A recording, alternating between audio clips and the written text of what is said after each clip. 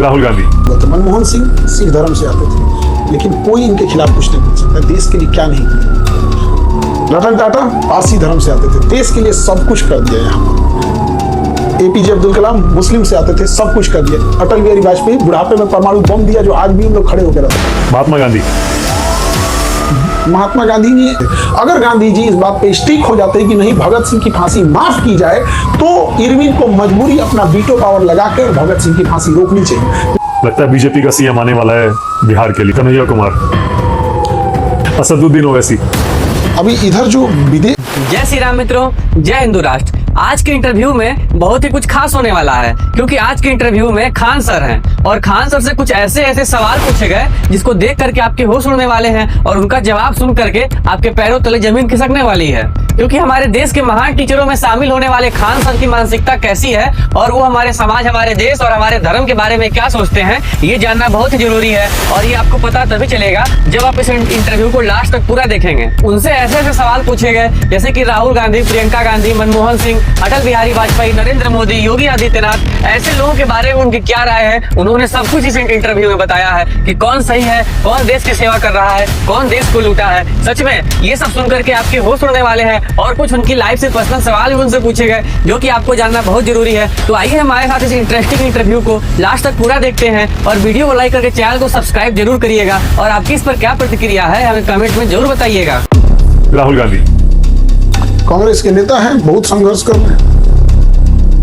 आप पसंद करते हैं? हमारे पसंद को हम तो, हमसे आप 10 नेता का नाम पूछेंगे, हम कहेंगे 10 को पसंद करते हैं। ओके। प्रियंका गांधी अच्छी बहन है उनकी।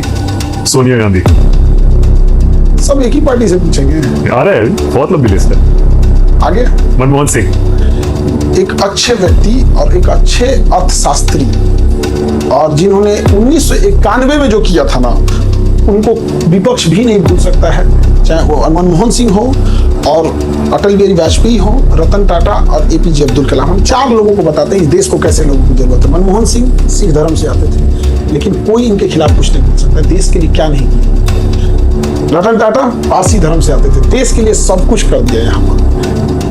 एपीजे अब्दुल कलाम मुस्लिम से आते थे, सब कुछ कर दिया। अटल बिहारी वाजपेयी बुढ़ापे में परमाणु बम दिया, जो आज भी हम लोग खड़े होकर रहते हैं। देश को ऐसे लोगों की जरूरत है, इस तरह के लोगों की जरूरत। ओके। नरसिम्हा राव उस समय इन्होंने इनके लिए बहुत खुशनसीब थे कि इनको मनमोहन सिंह जैसा एक व्यक्ति मिला था जिन्होंने अर्थव्यवस्था से बचा के इनको लेके चलाया था। अच्छा, ओके। वीपी सिंह उस समय का जो पॉलिटिक्स मांग रहा था उसी रास्ते पे चल दिए थे। राजीव गांधी दूसरे के कहने के वजह से कई डिसीजन लिए जो इनको बहुत बुरा खामियाजा भुगतना पड़ा। चाहे वीडियो के लास्ट में आपके होश उड़ने वाले हैं, इसीलिए वीडियो को बंद करके जाइएगा नहीं, देखते रहिए। उन्होंने पता नहीं क्यों ऐसा काम कर दिया, नहीं समझ में आया। जबकि सुप्रीम कोर्ट ने डिसीजन दिया था, मान लेना चाहिए था। फिर बफोर्स तो घोटाला में फंसे और फंसते चले गए। फिर वो स्विस बैंक, लोटस अकाउंट, क्या चीजें एक ही साथ होते गई। उसके बाद से तो दुर्घटना ही हो गई इनके साथ। संजय गांधी छोटा सा कार्यकाल। इंदिरा गांधी आयरन लेडी, सच में अगर भारत में रहती तो नक्शा चेंज हो गया रहता। नेहरू जी अंधेरी गली के मुहाने पे जिसको देश पे छोड़ के गए थे सब, जवाहरलाल नेहरू को, तो नेहरू को वर्ल्ड लीडर बनने की अगर चाहत ना होती, वर्ल्ड लीडर बनने की चाहत ना होती, तो देश का ये हाल नहीं हुआ रहता। चाइना पे बिना मतलब का भरोसा करना, कश्मीर का मुद्दा लेके जाना, यूएनओ में लेके जाना, अपने आप को यूएनओ का महासचिव बनाने की ये सोच लेना, बिल्कुल एकदम गलत। चाइना के प्रति तो इनसे घटिया नीति कोई लाया ही नहीं था।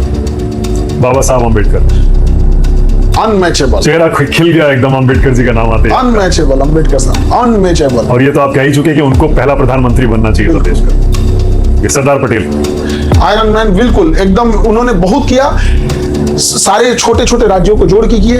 उनका कोई मतलब बैकडोर सपोर्ट नहीं था। एक मिडिल क्लास से आने वाले व्यक्ति जिनको पढ़ाई के लिए भी इतना संघर्ष करना पड़ा और देश के लिए इतना बेहतरीन काम किया, जोड़ के रखा। चाहे उनका सबसे बड़ा योगदान लक्षद्वीप को आधे घंटे पहले जोड़ा, जो लोग बहुत बार इसको नहीं देख पाते। वो लक्षद्वीप को जोड़े और इधर कश्मीर भरोसे बैठे थे जवाहरलाल नेहरू का। कश्मीर में उतना इंटरेस्ट वो नहीं लिए थे, बट जो साउथ वाला एरिया था उस सबको एकदम बेहतरीन ढंग से जोड़ के रखे।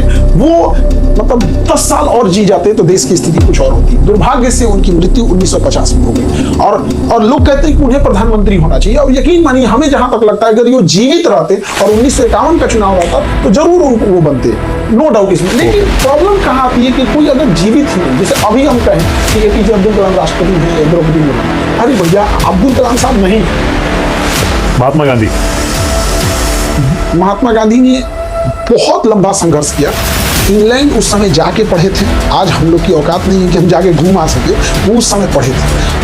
धन दौलत से कोई कमी नहीं थी। उस समय वो इतने बड़े वकील थे कि भारतीयों का केस लड़ने साउथ अफ्रीका गए थे।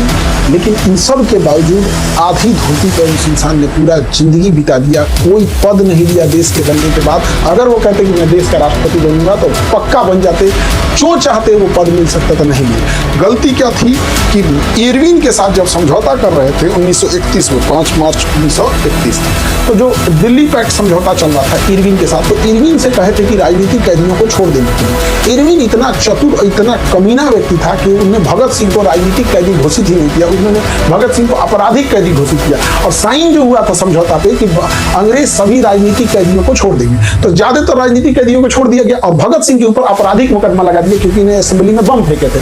अब जब यहाँ पे गांधी जी से सबसे बड़ा ब्लंडर हुआ, उन्हें सेकेंड गोलमेज सम्मेलन में नहीं जाना चाहिए था, क्योंकि द्वितीय गोलमेज सम्मेलन जब 1931 में चल रहा था तो उस समय इंग्लैंड का प्रधानमंत्री रंजे मैकडोनाल्ड था और उसी समय सेकेंड वर्ल्ड वॉर की तैयारियां चल रही थी, तो वो चाहता था इंडिया को शांत करे।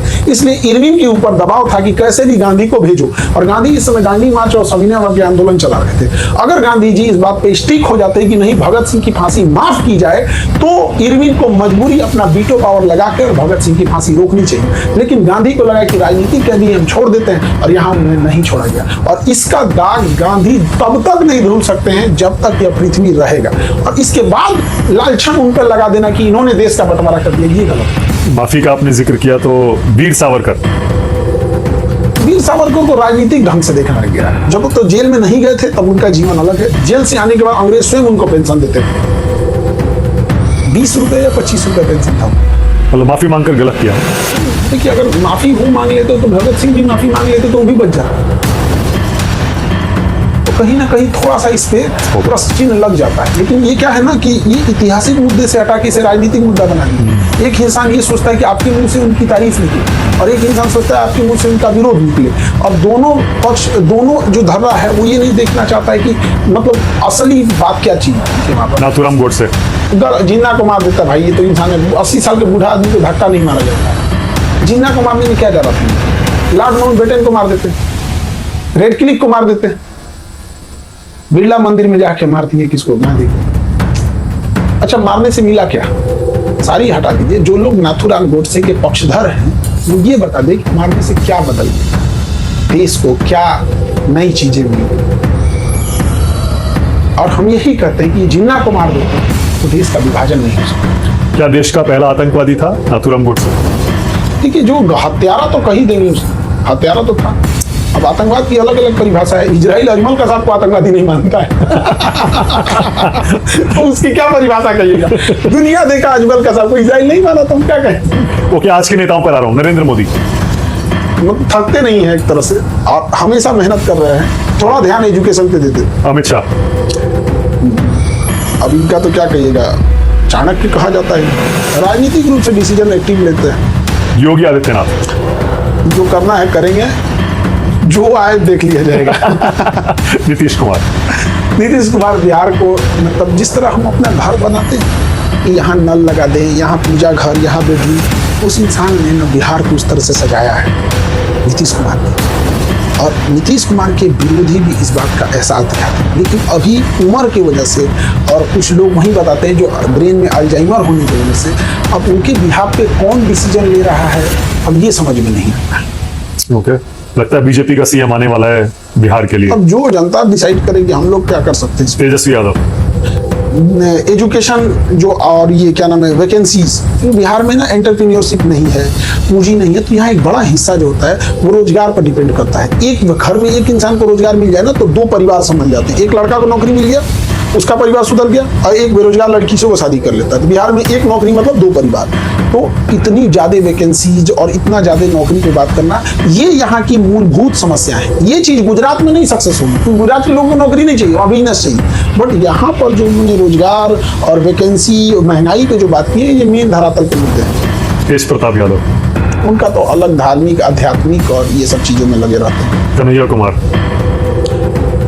अब अपना उनका भी एकदम एक स्टैंडर्ड फिक्स है कि हम अपना क्रांति वाला जो विचारधारा है और जो जेएनयू वाला टच है, हाँ। हम ये धरातल की चीज़ों को चेंज करेंगे और जो गवर्नमेंट उन पे केस लगा के रखती है, तो हमको ये समझ नहीं आता है 10 साल 20 साल पुराना केस है, यस नो करके खत्म करो। अब इस बात है, आप खुद से हाँ 10 साल हो गए उसको। 10 साल पुराना केस है, यस। अब आदमी कंफ्यूजन में रहता है, हुआ है नहीं हुआ है। असदुद्दीन ओवैसी, अभी इधर जो विदेश ऑपरेशन सिंदूर के बाद हाँ। जो हमारे डेलीगेट गए थे, वो उन्होंने बहुत बढ़िया वहाँ पे जो मिडिल ईस्ट हो गया या अरब देश में हो गया, जो बेहतरीन ढंग से पाकिस्तान को धोया उस इंसान ने, कंप्लीट अपना वो जो एक स्टेटस था, जो एक पहचान थी, छवि थी, कंप्लीट बदल दिया उन्होंने। ऐसे देश के मुद्दे पे सबको एक होकर रहना चाहिए। ओके, अखिलेश यादव, पूरा नेता लोग का लिस्टे लेके आए हैं क्या? वापस खत्म होने वाला है। अखिलेश यादव, अखिलेश यादव बढ़िया काम किए, एक्सप्रेस वे से। उत्तर प्रदेश में एक चीज अच्छा लगा ना, जो सीएम आया सब लग के काम किए। चाहे मायावती आई, हमने ये एक्सप्रेस वे बनाया, ये डेवलपमेंट किया, नोएडा बसाए। अखिलेश यादव आए, हमने लैपटॉप दिया, बिजली दिए, सड़क, हाईवे, मेट्रो। ये योगी आदित्यनाथ आए, गाड़ी पलटे, बुलडोजर चलाएंगे, ये सब जो आता है ना कोई काम करता है वहां पे। यूपी में ये चीजें ठीक लगती है। अरविंद केजरीवाल, अरविंद केजरीवाल एजुकेशन सिस्टम में ना जितना उन्होंने काम किया था, एजुकेशन पूरे इंडिया को वो एजुकेशन सिस्टम अपनाना चाहिए जो वहाँ पे काम हुआ। खास करके जो बिजनेस आइडियाज थे या फिर जो स्कूली बच्चों का जो इंफ्रास्ट्रक्चर था, जो सरकारी स्कूल में आदमी जाता था ना तो लगता था कि यहाँ गरीब पड़ेगा, बिल्डिंग गिर रही है, तो जो उन्होंने चेंजिंग लाया। तो मनीष सिसोदिया ने मिलकर जो किया। हाँ, मनीष सिसोदिया और ये लोगों ने बहुत अच्छा काम किया। ओके, हाँ, इसीलिए मैंने पूछा क्योंकि आप एजुकेशन की बात कर रहे थे। लालू यादव, जो उनको जो बिहार मिला था ना, वहाँ पे एक गरीब और छोटे जात का इंसान को लाठी मारा जाता था कि चौकी पे नहीं बैठ सकता है, कुर्सी पे नहीं बैठ सकता है। वहाँ पे उन्होंने बहुत सुधार किया, लेकिन फाइनेंस कंट्रोल नहीं कर पाए, पैसा कहाँ गया पता ही नहीं चला। तो उनका सबसे बड़ा अचीवमेंट कहेंगे तो जो नहीं जिनको अधिकार नहीं मिलता था उनको अधिकार दिलाया। सबसे बड़ा फेल्योर कहिएगा तो फाइनेंशियल कंट्रोल कुछ नहीं था, और जो उनके जानने वाले थे लोग ना, अंधाधुंध नौटंकी किया सब, अंधाधुंध जो उनके जानने वाले, तो अपने जानने वाले को और फाइनेंस को कंट्रोल नहीं कर पाए।